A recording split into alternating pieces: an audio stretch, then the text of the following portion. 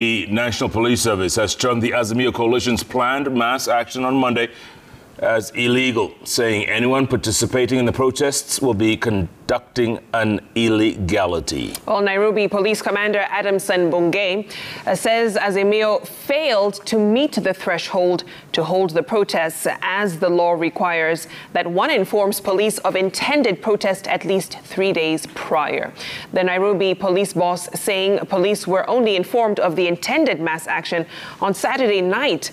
Well, Interior Cabinet Secretary Professor Kithure Kindiki has in a statement said that security officers will ensure there is peace amid the planned protests and that no unauthorized access will be allowed in the protected areas. With hours to go to the planned Azimio mass protest in Nairobi, the National Police Service says the protest is unlawful as the coalition failed to notify police 72 hours before the date of the demonstrations. We start from there. Nairobi Police Commander Adamson Bungei, who met sub-county police commanders from Nairobi region, told members of the press that Azimio had notified police of their planned protest Saturday evening and that on Sunday morning they received another notification from a group of business people who were planning to hold counter-protests. Bungei says the two events have not been permitted. Both of them did not meet the thresholds of the law, and therefore their requests were declined. You are supposed to notify police in 3 days so that they are aware of what is your intent. That is by mentioning the place, time, and the intention of your procession, picketing, or whatever the exercise mentioned hereby. The police commander says those who will participate in the protest will be committing an illegality and the law will take its course. Bungei cautioning against engaging in criminal activities. If it is an illegal procession, it shall be made by the parameters of law. That is very clear.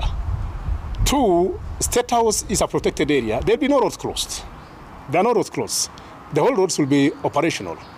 Why? Because we've always had the mandate, and we've had that mandate before to protect those restricted areas. Interior Cabinet Secretary Professor Kithure Kindiki, in a statement to newsrooms, assured Kenyans of their security ahead of the protest. Kindiki, in apparent reference to remarks by Raila Odinga that Azimio would march to State House, saying security agencies will prevent unauthorized access to all protected areas. Members of the Nairobi business community who had planned to hold demonstrations to counter the planned Azimio protest have since called off their demonstrations after police declined their request. Sisi hatujapata hiyo 72 hours, imesemekana ya kwamba kwanza sisi tutangoja watatupatia date ile ambayo tutafanya maandamano yetu. Serikali kama mnataka ushuru, ile VAT ambayo tunalipa hapa kesho, you protect our businesses in Nairobi. Nothing else. In Kisumu City, 2 groups of youth clashed over the planned mass action. A group that had begun a peace march was intercepted by an antagonistic group which accused the pro-peace march of spreading fear to suppress the numbers that would turn up for the Monday protest. 2 people were injured during the protest, which police say were illegal. Hiyo procession ya peaceful demonstration, they did not notify the police.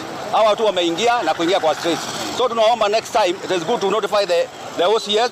So from there we can arrange for security. Security officials who say Monday is a normal day in the country have urged Kenyans to go about their business without fear, as adequate plans are in place to deal with those out to disrupt peace, including arrest.